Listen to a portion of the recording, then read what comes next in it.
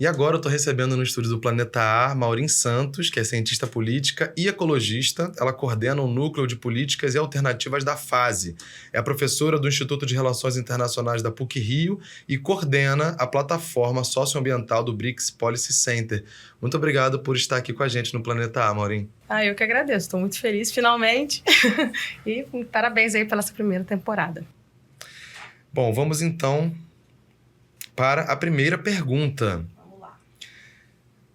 Essa discussão ambiental hoje, ela ganhou muitos contornos, muita relevância, né? O desastre, o impacto de um evento climático extremo no Rio Grande do Sul reacendeu no Brasil essa discussão, mas quando e por quais motivos a questão ambiental passa a se tornar algo relevante que merece a atenção dos agentes internacionais?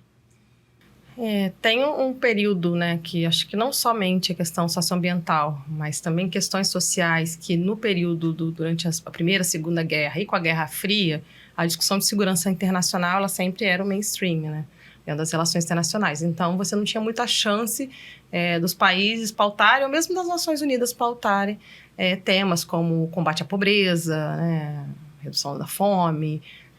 Então eram temas, e a própria discussão ambiental ficava sempre como algo não tão, mesmo discussão de economia, né? Não só esses temas. E isso começa a mudar de figura já no finzinho da Guerra Fria, ainda que a gente tenha um marco importante, né? Que é a Conferência de Estocolmo de 72, que foi uma primeira tentativa de que os países pudessem também encarar essa perspectiva ambiental do ponto de vista das tragédias, dos desastres, da perda de recursos, ainda com esse nome, né, de recursos naturais e outros temas que estavam preocupando inicialmente muitos países do norte, que naquele momento, né, se chamava ainda países, países do primeiro mundo, mas os países do chamado terceiro mundo ainda não estavam muito ligados nessa agenda, até porque você tinha uma prioridade muito principal, né, que aí já era em relação ao debate da economia, do crescimento, né, do desenvolvimento, você tinha outras questões. Então, acho que tem esse marco aí que pode pegar o final dos anos 60, com um debate a partir da academia relacionado a isso, criação de grandes organizações não governamentais ligadas à temática do preservacionismo, né? A gente tem aí o Greenpeace, WWF, entre outros, criados aí já nos 70.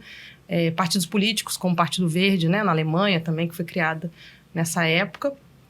E marcando mais Nações Unidas mesmo, a gente tem já a década de 90 com o fim da Guerra Fria. Aí você tem um marco mais preciso, ainda que 72 seja um momento para a governança muito importante.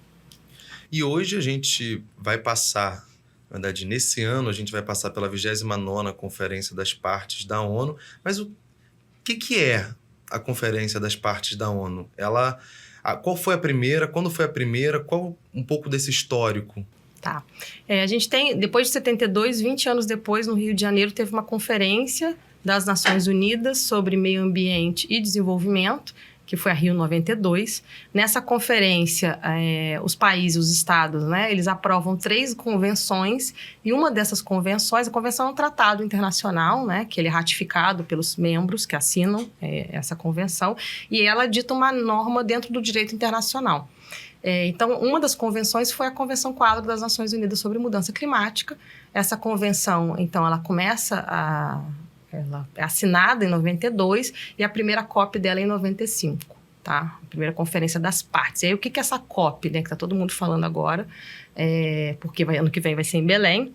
Muita gente está confundindo com Copa, inclusive, mas não, é uma Conferência das Partes. Parte de quê? Né? São essas partes da Convenção de Clima. Então, são os estados que, atualmente, acho que são praticamente todos os estados do mundo, né? São 196, se eu não me engano, países que são partes. E essa convenção, ela tem um órgão máximo, que é a COP. Tá? Então, para você tomar qualquer decisão dentro do processo da convenção e dos seus tratados subsidiários, dos seus tratados de implementação, no caso da UNFCCC, que é essa convenção, é o protocolo de Kyoto, que está terminando, né? Já era para ter terminado seus trabalhos, mas está finalizando, e o Acordo de Paris. Então, você tem, numa COP, você reúne as partes da convenção, as partes do protocolo de Kyoto e as partes do Acordo de Paris, porque Pode ser, por exemplo, Kyoto tinha vários países que não se ratificaram, né, como os Estados Unidos, que é o mais famoso, mas depois vários deles saíram no segundo período de compromisso de Kyoto. Então, você tem reunião que não necessariamente todo mundo que é da convenção é parte. E é justamente sobre esses grandes acordos, essas conclusões, esses documentos finais dessas conferências que eu quero te perguntar agora. Porque algumas dessas conferências são muito marcantes, né? Por exemplo, a Rio 92 fez a Agenda 21. O Protocolo de Kyoto na COP3 em 1997, o Acordo de Paris na COP21 em 2015.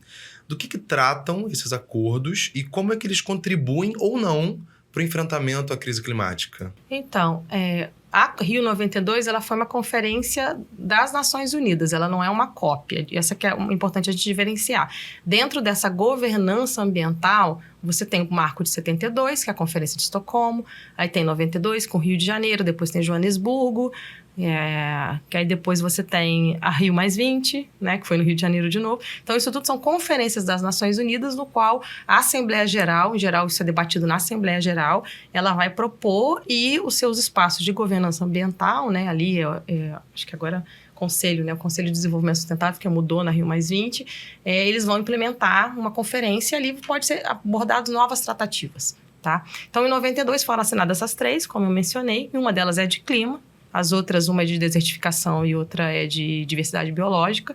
E nessa de clima, o órgão máximo é a COP, as outras também são, né? Então, você tem 29, está indo para a 29ª esse ano, e não necessariamente toda a Conferência das Partes você tem que assinar um tratado. Primeiro que demora a negociação, né? E o tratado ele serve para quê? Quando ele está dentro de uma convenção, ele serve para implementar a convenção. A convenção é como se ela foi igual a gente tem, quando você tem uma lei, você aprova a lei, mas você precisa de instrumentos para você implementar essa lei. Então é a mesma coisa, a convenção é como se fosse a lei geral e você precisa de outros tratados para você poder implementar o que é partes fundamentais, né, dessa implementação. No caso do Protocolo de Kyoto, ele foi considerado como se fosse um tratado intermediário. Por quê? Porque ele só tinha obrigação vinculante para uma parte dos membros devido ao princípio de responsabilidade histórica. Então, esse reconhecimento fazia com que esses membros que poluíram mais e que geraram a crise climática, eles deveriam assumir primeiro, responsabilidade de financiamento, responsabilidade de meta, de redução de emissão, etc., transferência de tecnologia. E o Acordo de Paris, ele traz já uma obrigação vinculante para todos os membros, ainda que seja através de meta voluntária. Mas é uma meta voluntária que, a partir do momento que você entrega, ela fica vinculante, já que esses países precisaram de ratificar a sua entrada no acordo. Falando em COP, né, ainda... o resultado acumulado dessa última conferência da COP28, que foi realizada em 2023 em Dubai, leva o planeta a um aumento de mais de 2 graus Celsius na temperatura média. Muito acima do que, na verdade, é o limite do Acordo de Paris, né? Já foram 28 conferências. Em quais aspectos você acha que a gente caminhou mais? Tá. Pergunta difícil essa, assim, é algo que pra gente de RI, né, eu tô olhando pra lá porque tá com a minha grande companheira cotica, a Maria Bia, e a gente, para as relações internacionais, eu nunca vou para uma COP com grandes expectativas de resultado, a não ser que aquela COP, igual a de Paris, realmente você tinha um objetivo de sair com um acordo dali.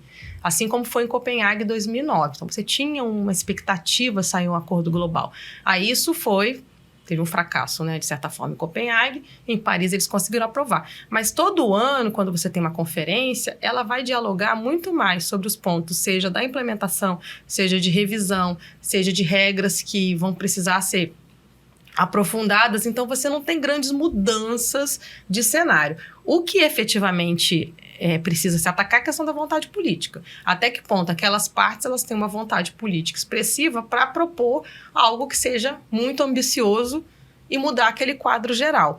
Mas, efetivamente, pelos limites da própria formulação dessa convenção e por ser um órgão, ainda que seja um tratado internacional, mas assim como todos os outros ambientais, né, você tem uma obrigatoriedade se ele for for ratificado, mas ao mesmo tempo você não tem. As medidas de observância desse tratado, elas são muito frágeis, né? Muito relativas, não existe assim uma grande com exceção de talvez criar constrangimento público, né? Acho que são muito...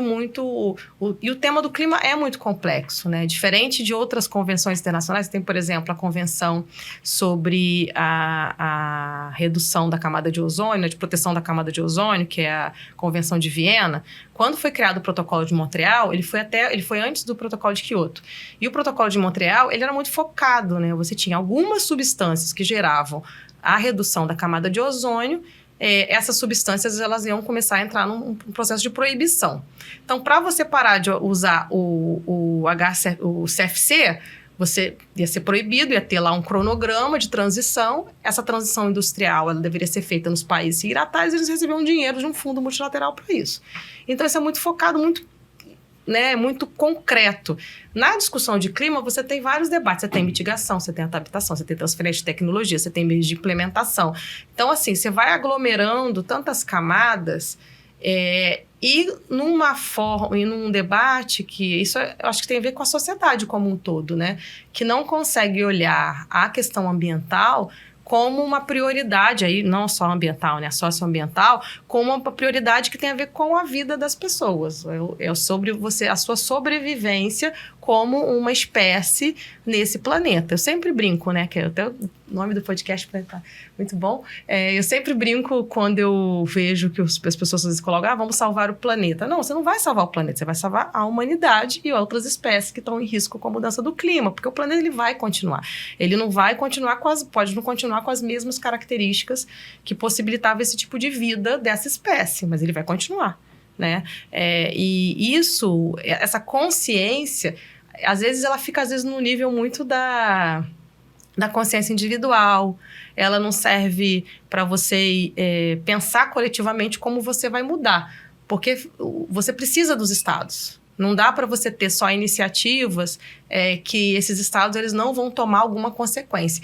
E você precisa também de ações que vão levar os atores que estão provocando esse problema. Então, a gente fala, os principais emissores são os estados. Mas o que tem dentro do estado que provoca essa emissão? As corporações.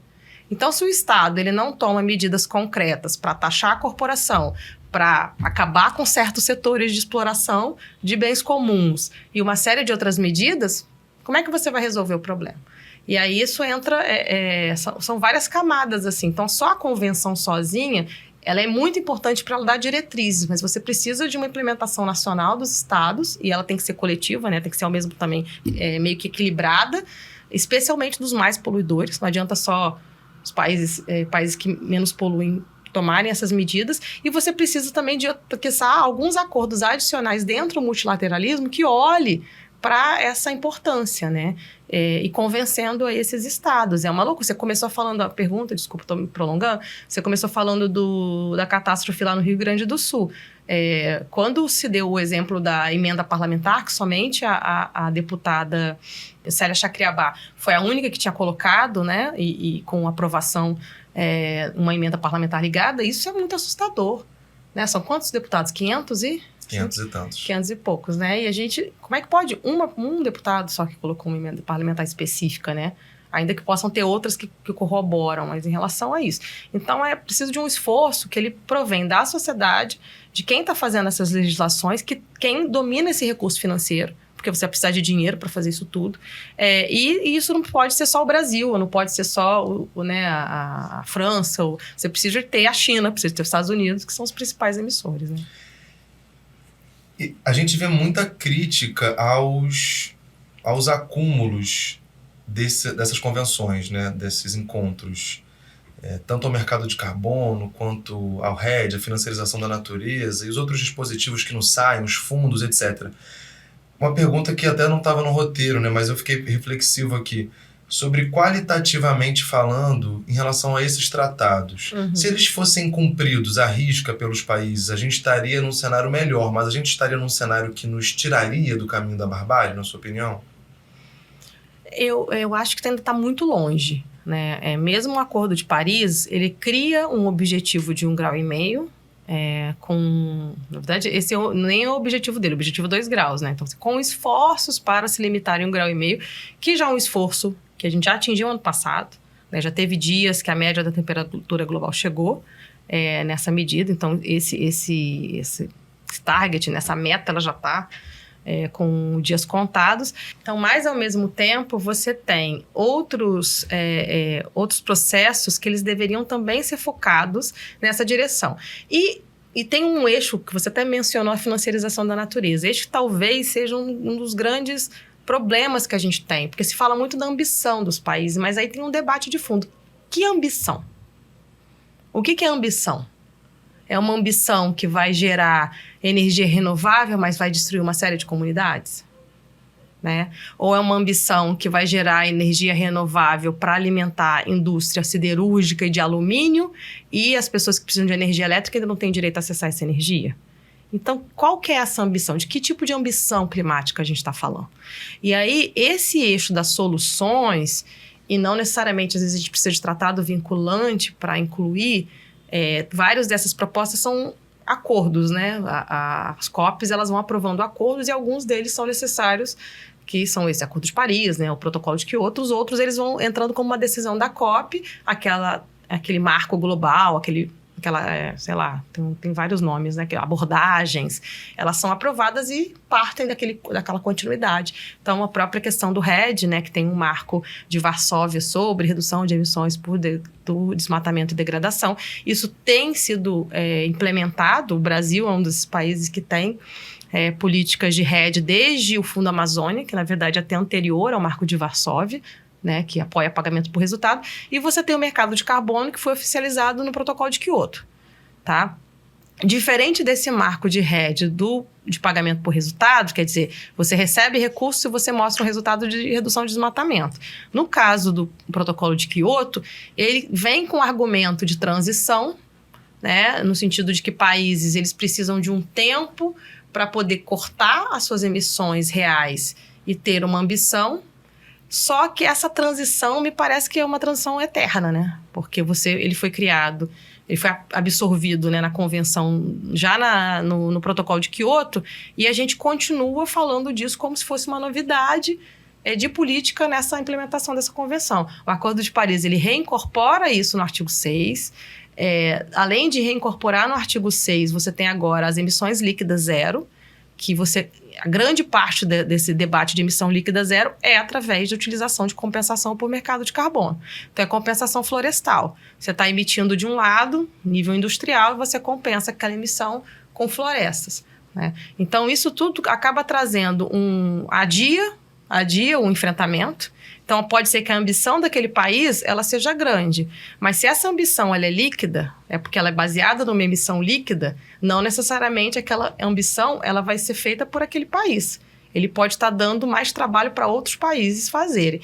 E esses outros países, em geral, são países do Sul, que têm interesse em receber recursos financeiros para vender carbono, né? Ou para criar o carbono azul das algas, ou para fazer experimentos de geoengenharia que países do norte não querem fazer, porque, em geral, o monocultivo está no país do sul, né? Então, assim, se a gente não tem, primeiro, um olhar sobre essa complexidade de qual que é o modelo que essa ambição está falando, a gente vai continuar dizendo, os países têm que ter uma ambição, tem que chegar na COP, cortar suas emissões. Mas espera lá, a base desse corte está muito enraizada num modelo de desenvolvimento que não deveria ser o modelo de desenvolvimento que a gente está querendo para o futuro. Porque com esse tipo a gente chama até de distrações, né? São distrações climáticas, são distrações, porque eles acabam perdendo uma oportunidade, porque é isso, todo ano você tem uma conferência das partes, e perdem a oportunidade de um enfrentamento real do problema, vai para o enfrentamento líquido do problema, seja lá o que isso quer dizer, e esse enfrentamento líquido, ele acaba não trazendo a real necessidade de criação de política de enfrentamento, né? Então, eu acho que esse é um debate de fundo que é muito importante, mas que ele quase não tem lugar, ele quase não tem espaço nessas discussões, né? E que a gente precisa sempre recolocá-lo, sempre lembrar de que é necessário fazer uma revisão muito mais profunda do que uma revisão se eu vou cortar 10% ou 15% das minhas metas, porque depende de como é que você vai implementar essa meta. A questão da implementação ela é fundamental para poder escolher também o valor, né? Aproveitando esse papo de distração climática e de enfrentamento líquido, que eu gostei bastante, Uma análise publicada no dia 5 de dezembro do ano passado pela coalizão Kick Big Polluters Out mostrou que pelo menos 2.456 lobistas tiveram acesso à COP28 em Dubai. Esse número é 7,7 vezes maior do que o de representantes indígenas oficiais, que foram 316. Como é que você observa esse aumento considerável de interesse na COP, né? Tanto do ponto de vista dos lobistas, que já estavam presentes antes, mas que com um número cada vez mais exacerbado, mas também o interesse da sociedade, né? Na última conferência em Dubai, o Brasil mandou um número recorde de participação social, né? Eu sou um pouco crítica sobre quantidade de gente que vai para a COP, assim. Ano passado eu fui bastante crítica, por exemplo, em relação à sociedade civil, à quantidade. Porque a gente tem que pensar na quantidade da participação, mas tem que pensar nessa qualidade dessa participação, né? Óbvio, eu achei, sendo muito sincera, tomara que o pessoal não me meta malha, mas eu achei esse número de lobistas muito pequeno. Talvez esse levantamento deve ter considerado... porque você tem alguns países que têm leis o trabalho de lobista ele é regulado. Nos Estados Unidos, por exemplo, você tem um trabalho de lobista. Você é lobista do Congresso, né? Então, você tem... isso é regulado. Em outros países, não. E aí, com isso, você dificulta você, por exemplo, diferenciar. Eu imagino que nessa lista do Brasil... oficial que o Itamaraty liberou as credenciais, a quantidade de lobista de corporações que foi, mas ele está indo como a Coca-Cola, aí não é considerado lobista, porque ele, sei lá, ele é o coordenador de marketing da Coca-Cola, entendeu? Porque a gente não tem uma categoria lobista. Então, esse número, para mim, ele deve ser infinitamente menor do que o número real. A gente teve em Dubai, ano passado, 89 mil pessoas, eu acho. Nas 2 semanas. Foi um número assim. Acho que tinha mais de 100 mil inscritos e foi uns 80, quase 90 mil. Então, desse número todo, menos de 3 mil ser lobista, me parece estranho. Porque, efetivamente, o tema da moda é mudança climática, né? Então, as empresas todas, seja porque elas precisam... Existe uma demanda de consumidor para se falar disso, ou pelo menos se pontuar, ou porque, obviamente, é um problema muito real, né, que está batendo na porta, mas também porque cada vez mais instituições financeiras elas vêm exigindo indicadores ligados a isso. Então, você tem um interesse desse setor para criar, de alguma forma, um lobby que facilite ou não seus negócios ligados a essa temática. Essa discussão de perdas e danos, que tem a ver com o desastre do sul do Brasil, no Brasil ela ainda é muito recente. Em outros países, ilha, por exemplo, já trazem essa agenda há muito mais tempo. O Brasil nunca foi envolvido com essa agenda, né? E quem era o principal grupo interessado nessa discussão, para além das ilhas insulares, eram as agências de seguro e resseguro, tá? As agências de avaliação de risco. E as agências de avaliação de risco, que é quem dá aquelas notinhas, né, para a economia. Então, você tem... E aí, por quê? Porque são elas que estão criando todo um mercado, isso a gente já está falando já há mais de 15 anos, né, em relação a esses desastres climáticos. Então, quem que vai vender a capacidade de... Foi ridículo agora, né? No sul do Brasil, eles contrataram a McKinsey para fazer, né, o gerenciamento do risco, de não sei o quê, as avaliações dos danos, com uma quantidade de universidades brasileiras que tem, né, uma série de núcleos de pesquisa ligados a essa área. A própria COP, aqui no Rio de Janeiro, você tem. E nós não, contrataram uma empresa americana que é muito famosa por conta desse tipo de trabalho. Então, isso tudo gera um negócio, né? A questão do clima, ela deixa de ser algo ligado a uma agenda ecológica, de crise ambiental, e ela passa a ser uma agenda mais voltada para os negócios. E essa agenda voltada para os negócios que acabam gerando esse tipo de mecanismo, como a gente falou há pouco tempo, né? Sobre a emissão líquida, sobre o mercado de carbono, transições que não têm fim, soluções tecnológicas que se tira, né? Parece um mágico tirando o ilusionismo do papel. É uma loucura. Cada coisa que a gente vê ali, que se tudo aquilo funcionasse, seria maravilhoso, mas... eu já acompanho as COPs desde 2008, então assim, entra anos, elas nunca foram tão grandes como são agora, mas elas sempre foram muito grandes. Se você for, por exemplo, numa COP de diversidade biológica ou de combate à desertificação, você vai ver que o número de participantes é infinitamente menor. Não tem comparação. Eu não sei esse ano agora na Colômbia se vai ter algum boom para CDB, mas em geral... são pouquíssimas plenárias, é pouquíssima gente, você não tem esse grupamento de feira, porque parece uma feira mesmo, né? A Blue Zone, que é a área que você tem a parte da negociação, mas você tem os side events, os pavilhões, é igual uma feira aqui do Rio Centro, assim, que você vai lá visitando os estandes, né? Cada um está querendo vender a sua solução, a sua proposta, né? O seu negócio. E isso dificulta você. Primeiro que quanto maior, você não consegue ter uma visão do todo, né? Isso tudo é muito difícil. E segundo, porque como é uma conferência que as partes que tem a decisão, toda essa outra coisa, esse lobby você não consegue perceber tanto, né? Você consegue perceber, assim, o tema geral. Por exemplo, esse do 1,5 grau era muito estranho. Só via as ilhas insulares, sei lá, até Copenhague, até 2012, 2013. Sempre era uma pauta desses grupos, né? Dos coletivos ligados às ilhas insulares. Do nada, teve uma COP, agora eu já não estou me lembrando se foi a de Paris ou um ano antes, que eu chegava no pavilhão da União Europeia, estava assim, aquele Towards 1.5 degrees Celsius, que era, sei lá, rumo a... Eu achei aquilo tão estranho. Eu falei, a União Europeia está puxando a agenda do 1,5. Aí você andava mais um pouquinho e via um outro, e via um... Eu falei, o que será? Mas isso tem a ver com perdas e danos. Tem a ver com outras iniciativas que geram interesse. Aí você começa a conseguir conceber essa movimentação desses lobistas.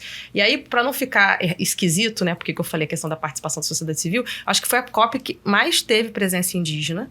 Os indígenas brasileiros, eles vêm, né, fazendo um ótimo trabalho do ponto de vista de conseguir, desde o Acordo de Paris, de conquistas concretas para dentro da convenção. Agora você tem uma plataforma indígena, de comunidades locais, você tem outros processos que eles têm conseguido dar uma visibilidade para essa causa e, no caso brasileiro, dar visibilidade para algumas causas nacionais, chamando a atenção da imprensa estrangeira, a própria discussão do marco temporal. Tá? Mas você tem outros grupos da sociedade civil, sejam eles de população tradicional. Agora, acho que quilombolas acho que estão indo também para o mesmo caminho, né? De trazer a pauta do racismo estrutural, do racismo ambiental, da titulação, né? Acho que está indo para o mesmo caminho. Mas existe uma proliferação de ONGs que participam desse espaço e que você não consegue ver assim, algo muito, ou seja, de convergência, numa agenda mais coletiva, ou ações muito separadas do que as empresas estão trazendo, sabe?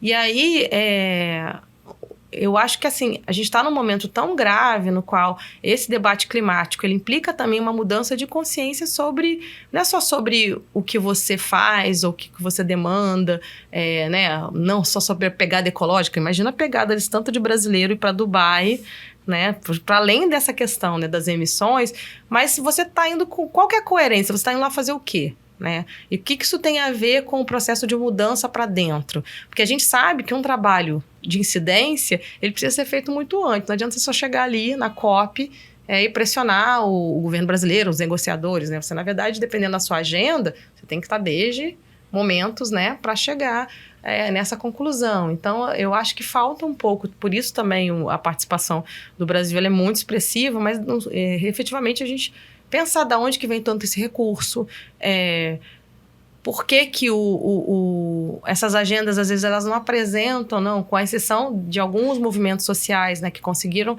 transformar a sua pauta nacional numa pauta internacional, como o exemplo dos indígenas quilombolas, o movimento negro também fez coisas muito interessantes, mas eu vejo o movimento ambientalista, com algumas exceções, com muita dificuldade de você pensar uma pauta para além de fazer um evento num espaço brasileiro que as pessoas vão falar português, numa COP. Isso você faz no Brasil.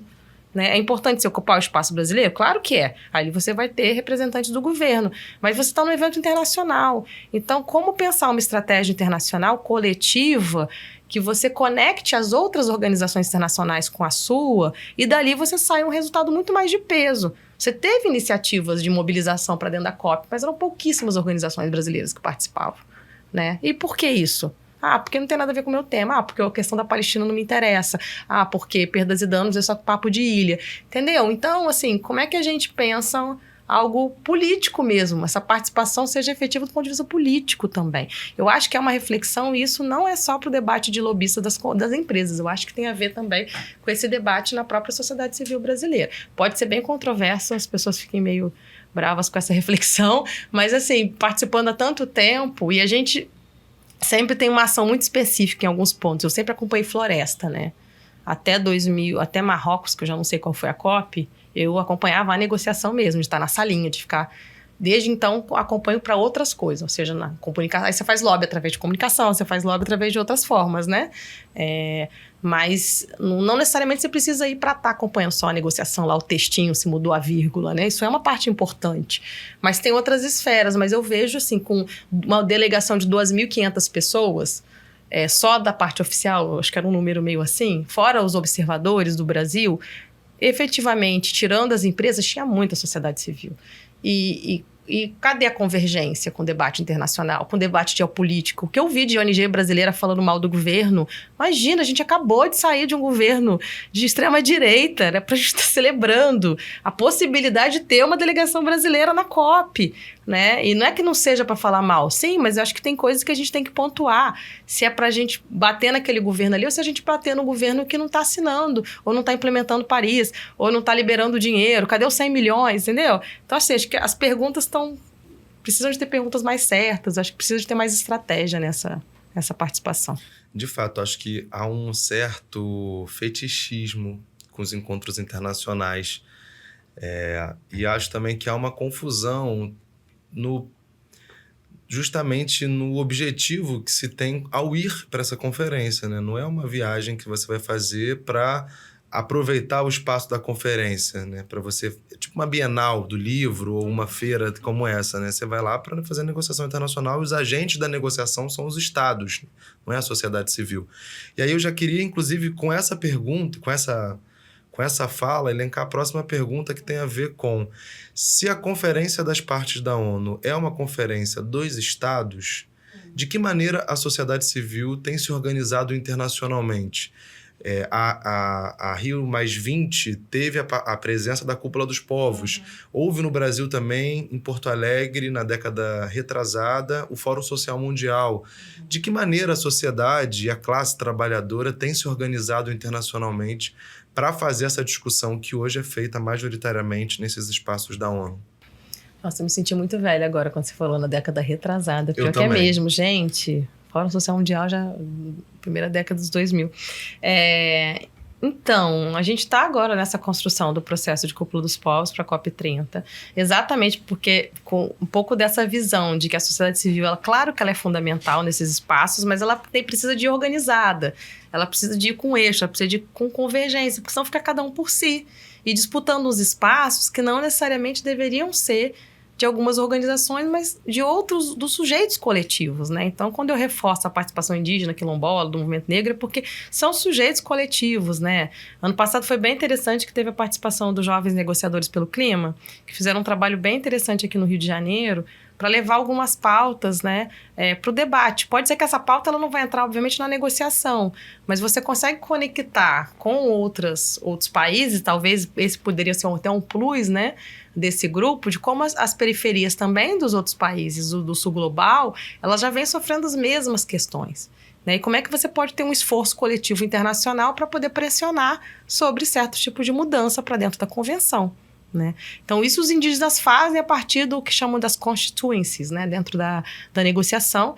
Além de você ter as partes, que são os estados, você tem, nos observadores, você tem grupos de constituencies, que são esses grupos, por exemplo, o caucus indígena, os de mulheres, das ONGs ambientais. E aí, nas ONGs ambientais, a gente tem duas redes que são as que aglutinam essa sociedade civil que acompanha mais do ponto de vista da negociação, né? Ipsis literis, dos textos. E uma sociedade civil também que é mobilizadora, que é a que, em geral, faz a Cúpula dos Povos. Então, você tem ali esses dois grupos dialogando. São grupos que ainda têm uma distância, especialmente os que ficam mais na negociação dos movimentos sociais, até porque os movimentos sociais, eu sinto muita falta, por exemplo, de você ter uma ação muito mais efetiva dos movimentos sociais do campo para dentro, para o debate da agricultura. Você tem a Via Campesina Internacional lá, mas os outros membros da Via Campesina, em geral, não têm uma participação grande nessa COP, mas o tema da agricultura ele é fundamental. Né, da soberania alimentar, e como não é só do ponto de vista do impacto, mas para você fazer a denúncia também dessas corporações, porque se você não está lá dentro, de alguma forma, nem que seja para constranger, né? Isso acaba gerando espaço para que como é que chama aquela que teve? A Syngenta tem um side event dentro do Espaço Brasil. A Braskem também. A Braskem, pois tinha 2, né? Só que com o escândalo que foi logo na mesma semana, eles acabaram recuando e cancelaram o evento. Mas isso é uma grande vergonha, né?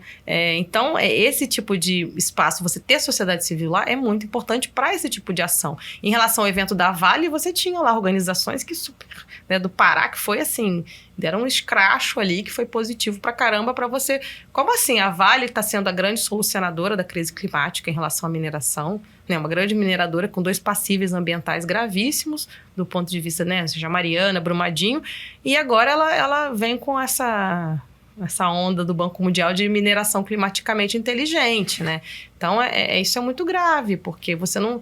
Os atores da destruição são os atores da solução, né? Isso embaralha muito na cabeça das pessoas. Então, a sociedade civil é importante para a denúncia e para o anúncio também, né? O que a gente traz de proposta concreta para mexer com esse modelo. Falando sobre COP, né? Essa próxima COP 29 que vai acontecer no Azerbaijão, quais são as expectativas para ela e o que a gente pode esperar de que vai sobrar para a COP 30? A gente fica vendo, né, que o Brasil está tomando um pouco dos holofotes, né? Então, isso para a COP do Azerbaijão é meio ruim, ainda que o governo brasileiro está super, né, respeitoso, tem toda essa proposta da Troika, que junta, né, os Emirados com o Azerbaijão e agora o Brasil, então que seja um alinhamento de presidência de COP, que eu acho que é a primeira vez que a gente vê assim tão concreto. Então, isso é até uma novidade para o processo oficial. Mas, ao mesmo tempo, no Brasil sempre tem uma expectativa maior. Primeiro porque o Brasil, do ponto de vista de... Não só por causa da Amazônia, né? Tem questões naturais. O próprio governo Lula, que traz uma outra visão de política externa diferente daquela política terrível, né, conservadora anterior. E, ao mesmo tempo, você tem uma sociedade civil muito vibrante no Brasil, né? E isso traz também expectativas muito grandes sobre o que essa sociedade civil vai fazer. Exatamente aquela pergunta que você trouxe, né, do Fórum Social Mundial, das cúpulas dos povos. Então, isso traz um olhar muito maior. E no caso do Azerbaijão, você pensar, sociedade civil em países, né, que tem um governo extremamente conservador, uma série de outras coisas, é muito mais difícil, né? Você ter sociedade civil progressista, você tem, mas você tem elas muito mais ligadas a políticas de direita, né, sem direitos, né, que não tragam uma agenda muito, muito progressista para dentro da COP. Então, assim, está se olhando muito mais para uma agenda oficial. Então, o debate do financiamento é o eixo-chave para esse ano. Espera-se chegar nesse chamado mapa do caminho, né, até qual que é o valor, né? Então, várias campanhas até da sociedade civil global, elas estão olhando para essa questão do dinheiro. Qual que é o valor que deveria ser levantado para o financiamento climático justo, né? Não um financiamento climático a qualquer custo. E, ao mesmo tempo, de relação com a questão de limitar as emissões, né? E parar com as emissões fósseis. Então, você tem também uma relação com esse outro debate. Isso eu vejo que isso é muito concreto esse ano. Para o ano que vem, a gente tem as NDCs, né? Que os países vão ter que entregar. 2025 é o primeiro ano onde você tem a primeira revisão dessas NDCs oficialmente. Elas tiveram algumas mudanças, né, pequenas, mas a ideia é você entregar uma NDC completamente nova, mais ambiciosa, etc., em relação ao anterior. E, ao mesmo tempo, inaugura aqui para o Brasil alguns temas que parece que o governo brasileiro está trazendo, ainda não está muito concreto. Acho que na negociação tem a agenda de transição justa, que vai ser um tema importante para sair alguma coisa, né, dentro do processo oficial. Mas para a agenda da presidência brasileira, tem todo o debate das florestas, né, dessa iniciativa de florestas tropicais, que o governo brasileiro inicialmente apresentou em Glasgow, se eu não me engano, como um fundo, mas agora está se chamando mais para iniciativa. E não sei, assim, efetivamente, o que mais o governo vai trazer, né? Vai ser um espaço importante, porque é um ano antes também do debate eleitoral, né? Então, como é que isso, né, vai mexer aí com as políticas públicas, né? Com o olhar da sociedade sobre essa agenda, como é que você vai publicizar essa agenda do clima como algo fundamental para que todo mundo esteja atento. Então, eu vejo que tem temas importantes assim, para a gente influenciar e pressionar para que sejam agendas da presidência brasileira. E no caso da agenda da COP, não tem outra tão importante quanto esse debate de financiamento. Porque como é que você vai financiar essas medidas e essa redução de emissões, de casos concretos aí de prevenção e adaptação à mudança do clima se você não tem dinheiro, né? Então esse é um debate crucial que se espera que se saia algo concreto do Azerbaijão esse ano. Você fez parte da construção da Carta de Belém. Queria que você falasse um pouquinho dela, em que momento histórico que se deu essa construção, tendo em vista que ano que vem a gente vai para Belém com uma discussão sobre clima, resgatar esse histórico de luta. Isso foi entre 2008 e 2009, especialmente início de 2009, a gente percebia que faltava um debate na sociedade brasileira sobre florestas e mercado de carbono, porque parecia que todas as organizações eram uníssonas de apoiar você fazer crédito de carbono florestal. E, na verdade, você tem uma série de movimentos e organizações sociais que estavam muito preocupadas com a forma como esse mercado, no caso voluntário, estava chegando nos territórios, está repetindo, né, algo que a gente já falava em 2009. E daí a gente fez um seminário, né, um grupo de várias organizações e movimentos, fizemos um seminário em Belém, um seminário nacional, no qual a gente discutia a questão das florestas e do mercado de carbono. O RED, naquele momento, também estava em discussão na negociação. E se isso era bom para a Amazônia, né? Tinha uma pergunta. Porque naquele momento você ainda não tinha o marco de pagamento por resultado. Estava muito conectado a uma negociação de RED, puxando para liberar para crédito florestal. E aí, eu não sei se o pessoal entende o que eu estou falando, mas o mercado de carbono, o que é, né? A base dele é você ter uma meta para reduzir, ou você cria essa meta, ou essa meta é obrigatória, ou por conta de uma série de diretrizes que uma empresa pode ter, ou porque o Estado assinou um protocolo de Kyoto, ele precisa de reduzir essa emissão. Só que em vez dele reduzir do ponto de vista concreto da sua economia, setorialmente, né, ou no setor de energia, de transporte ou de floresta para reduzir o desmatamento, ele pode comprar o crédito de redução de emissões de um outro país que teria crédito para vender. Seja porque ele não emite muito, então ele pode gerar mais, ou porque ele não tem cota, né, de emissão, enfim, tem várias razões. E aí, nessa época, tinha muita pressão dos estados da Amazônia Legal para o governo. O governo nunca quis entrar com essa lógica para negociação, né? E aí tinha uma pressão muito grande dos estados da Amazônia Legal.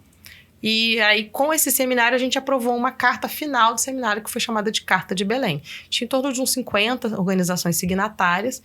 E isso foi tão fundamental para pressionar o governo a não abrir para essa negociação e fazer um contraponto aos subnacionais e um contraponto a algumas ambientalistas que queriam a abertura de mercado de carbono florestal, que isso se transformou numa coalizão.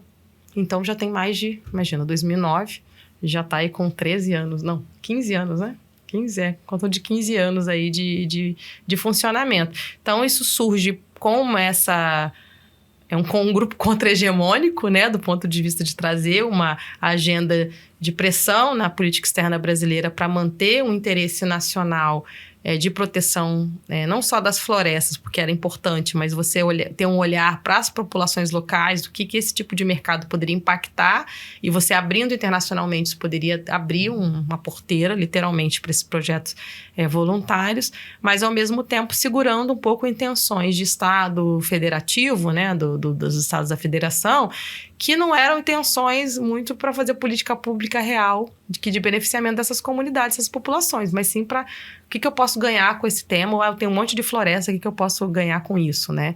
E isso estava longe de um debate sobre conservacionismo, sobre um debate sobre direitos, né? Direito à terra e território, porque é o que a gente sempre fala, demarca a terra indígena, titula a terra quilombola, né, de populações, e regulariza a terra de população tradicional, que é onde está 80% da biodiversidade no mundo inteiro. Ali você vai ter uma medida real de política pública que vai enfrentar a mudança do clima, que vai enfrentar essas crises que a gente tem. E isso não perpassa nesse debate de mercado de carbono, ao contrário. E agora, a última pergunta vem do nosso editor, inclusive, Matheus. Vou fazer as duas em uma, né? Uhum. A China tem a iniciativa da Rota da Seda, que é um programa de investimento, uma iniciativa de investimentos internacionais. E os BRICS têm o seu próprio banco agora. Sim. Né? Queria que você falasse um pouco sobre o papel desse grupo e desses países individualmente também dentro dessa balança global aí, né? Os BRICS poderiam se articular ou Como você enxerga o papel desse grupo de países, da articulação que existe para o enfrentamento à crise climática? Eu acho que pode fazer muito mais, né? O BRICS, ele não entra muito nessa temática com o BRICS. Você tem ações nacionais que são muito conectadas, às vezes, com alguma agenda de política externa. Isso depende muito do país que vai ser analisado, né? A Bia está estudando aqui o caso do Brasil, mas a gente lá na plataforma de socioambiental, a gente tem uma pesquisa que está renovando esse debate de ambição climática dos países BRICS, vai sair agora em setembro. E ao mesmo tempo você tem esses novos membros, e a grande maioria deles são ligadas à indústria do petróleo. Por um lado, eu concordo com o argumento, foi até acho que o Lula que trouxe isso, de que você precisa conversar com quem precisa fazer transição energética. Você vira as costas para essa turma, eles vão continuar fazendo o que eles querem. E eles têm muito dinheiro, né? Então, esse dinheiro deveria efetivamente ser aplicado na ideia de uma transição justa. Mas como as medidas do modelo elas são tão injustas, entendeu? Então, a gente sempre fica no debate, né? Sobre o ovo e a galinha. É muito complicado, né? Você precisa daquilo, você quer fazer, mas ao mesmo tempo a medida que é implementada é uma medida que vai piorar mais a degradação ambiental. Ou a transição energética, ela está baseada em minerais raros que vai acabar impactando de novo o sul global. Então, assim, a gente precisa enfrentar essas discussões, né? Enfrentar, acho que dentro do BRICS, ter uma energia e uma disposição para que esses países possam enfrentar essa realidade, porque eles são fundamentais também nessa transição. E no caso da China, em separado, porque aí também não se compara, né? A China ela tem feito muita coisa internamente, mas tudo é muito mais difícil de você ver, né? E essa meta dela para o ano que vem vai ser muito importante para avaliar qual que é a disposição real da China de enfrentamento coletivo do problema. Porque como a gente tem também o princípio da responsabilidade comum, porém diferenciada, a China também se coloca num lugar que ela também tem razão, porque você tem um debate geopolítico, você tem elementos dos maiores emissores que nunca fizeram o seu trabalho de casa. Então, eu também entendo, né? Eu não vou colocar tudo, né? Eu falei isso, jogar a água com... Como é que é aquele negócio? Jogar água com a criança do berço? A criança com a água do banho, não é isso? A água com a criança junto. Exatamente. Então, assim, eu acho que é tudo muito complexo, assim, para você dar uma afirmação específica. Mas, efetivamente, se a China não entra, a gente não vai ter um enfrentamento real.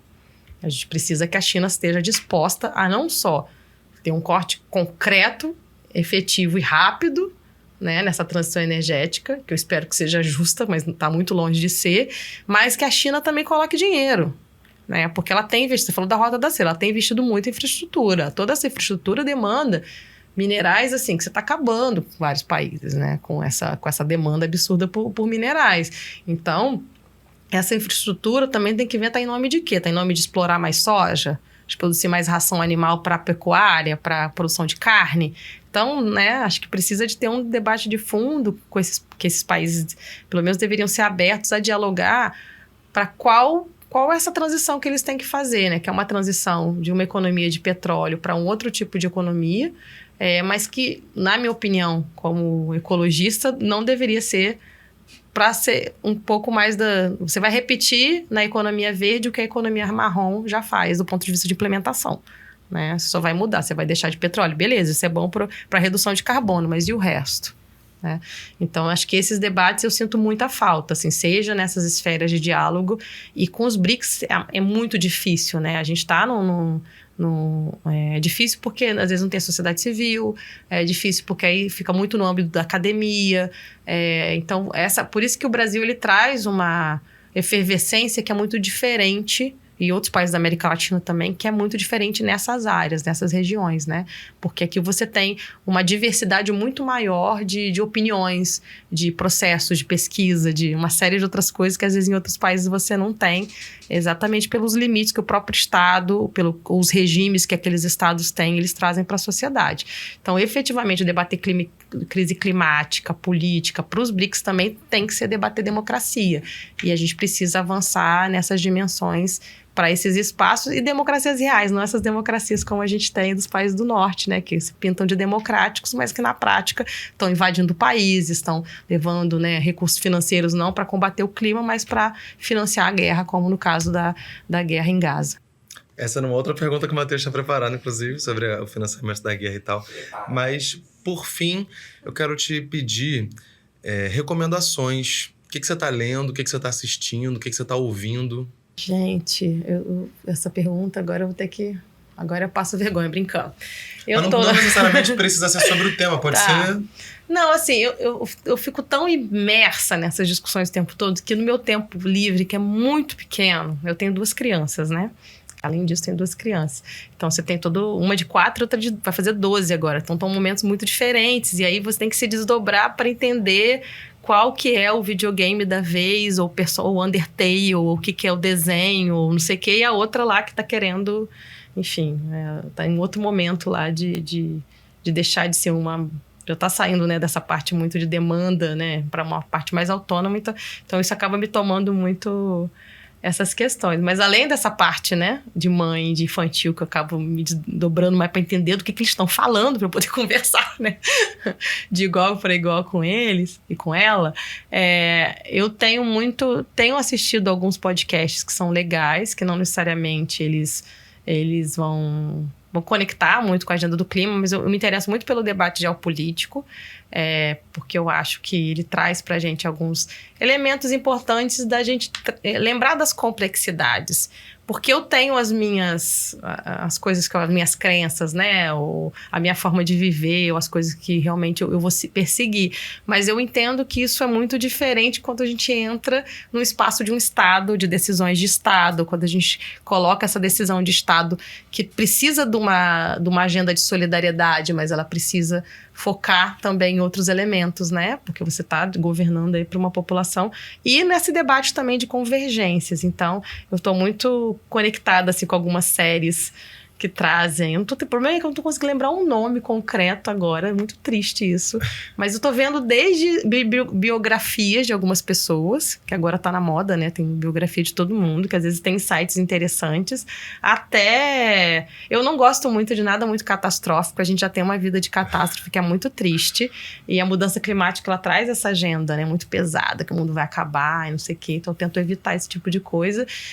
Mas pensando assim, e outros que vão trazer mais argumento para a área que eu trabalho, né? Então, tem um livro que acabou de sair pela Editora Elefante em português sobre...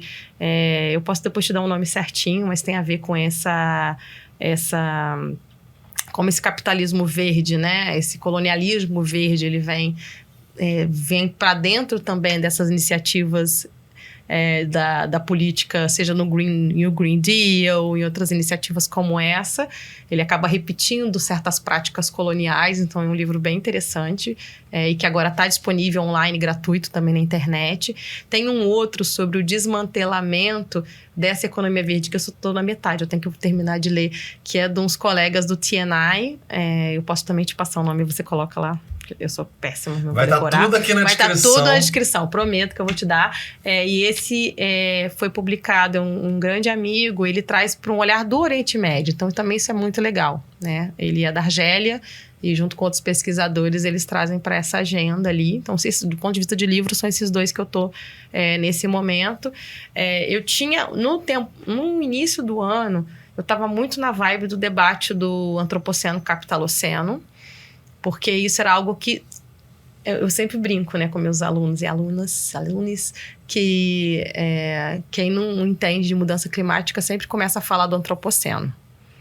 E aí eu brincava com eles, porque quando eu entrei na universidade para dar aula em 2012, foi até no ano da Rio+20, durante muito tempo eu trabalhei com clima sozinha, com a questão perspectiva nas relações internacionais da universidade, no curso de relações internacionais sozinha. E agora, onde você olha como o clima ganhou muita importância, né, nos debates nas RI, ele está aparecendo em tudo. Aí eu sempre brinco, quando um professor começa a falar sobre antropoceno, você vê que ele está precisando de trazer mais elementos, porque a teoria, ela acabou trazendo uma concretude de compreensão para muita gente, né, que achava que clima não importava, a questão socioambiental, a galera da economia, né, uma externalidade, não importa. Ele trouxe uma concretude, mas ele não fala de desigualdade, né? Ele não fala dos principais eixos, assim, que são fundamentais para você ter uma compreensão do problema socioambiental. Ele não é socioambiental, a escolha política por trás de eu fazer uma barragem num lugar e no outro, ou de eu criar um lixão, né, num lugar ou no outro, ou fazer uma estação de tratamento de esgoto, se é no Leblon ou se é em Santa Cruz, isso tudo faz muita diferença, né? Então, todas essas discussões de racismo ambiental, de justiça climática, de injustiças ambientais, isso é fundamental para você entender por que essas políticas são assim, que é a primeira pergunta que você me fez, e não foi para outro caminho. Por que a gente tem 29 COPs e parece que a gente não fez muita coisa, né? Então, isso é fundamental e eu sempre gosto de... E essa leitura do Capital Oceano ela é interessante, primeiro porque ela é múltipla, né? São vários autores que pegam desde a parte que eu achei interessantíssima, assim, da nomenclatura. Tem estudos, né? Tem um livro que também é do Elefante, sobre Capital Oceano, que pega desde as palavras. Qual que é a nomenclatura que o antropoceno utiliza? E por que essa nomenclatura ela fala de transformação? Né? É como se a gente tem um problema, mas a gente tem que superar esse problema, a gente tem que transformar, a gente tem... Só que é sempre uma leitura que não fala da causa. Né? A causa é humano. Beleza. Tá, mas cadê as corporações? Tá, não são todos os humanos. Né? Não são todos, né? Então, assim, essa problemática que a gente precisa olhar, porque tem a ver com o nosso sistema econômico. Tem a ver, né? Mudar o sistema, não o clima, né? Aquele grande jargão. E a gente precisa olhar para isso, porque senão fica assim, isso é papo de esquerdista, isso é papo agora tudo é comunismo, né? Com a extrema-direita. Isso é papo de comunismo. Não, isso é papo de realidade. Porque a gente teve esse desastre no sul do Brasil, que é uma coisa tristíssima, que impactou, foi lá, mais de 80% dos municípios, né? Então, você teve um impacto que foi para todo mundo. Mas, com certeza, esse impacto foi maior para quem já estava numa situação de desigualdade. Eu não tenho dúvida sobre isso. Existem os impactados e os violentados, né? Pela crise climática. E quem não voltou ainda para casa? Quem pode ser que nunca volte? Né? Quem não tinha família para ir? Quem ainda está no abrigo, né? Então, assim, e essas preocupações que a gente precisa de ter, né? Porque é um debate que a desigualdade também está muito presente. E que ainda que qualquer catástrofe, ela sempre traz um eixo de solidariedade, ainda bem que o ser humano ele é solidário, ele é empático, mas tem limite essa solidariedade, tem tempo e prazo de validade, né? Então, na questão climática também, a gente precisa de política pública, porque aqueles deslocados, muita gente no abrigo ainda. Mas cadê a solidariedade? O pessoal parou de doar já. Né? E a política pública que o governo aprovou, muita coisa não chegou. O dinheiro ainda não foi liberado para muitas coisas, a política ainda não chegou, você esbarra na burocracia do Estado, você esbarra na burocracia do município. Então, isso tudo, assim, eu acho que faz falta ter debates como esse que a gente está tendo aqui, né? Que a gente traz algumas raízes bem profundas mesmo dessas questões. Então, te agradeço muito também a oportunidade. A gente que agradece, tenho certeza que os nossos ouvintes gostaram muito do nosso papo.